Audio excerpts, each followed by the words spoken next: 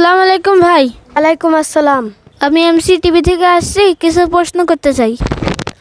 চলেন বসে কথা বলি। আপনার বাচ্চা কয়জন? আমার বাচ্চা 2 জন। কি কি করে? মাশাল্লাহ, আমার বাচ্চা 2 জনই মাদ্রাসাত পড়ে। কোন কোন মাদ্রাসায় পড়ে? যে ও তো এমসি মাদ্রাসাত পড়ে, যে ভ্যাস লাগানো, আর ও ঢাকায় পড়ে। তুমি ঢাকায় পড়ো? জি, আমি ঢাকায় পড়ি।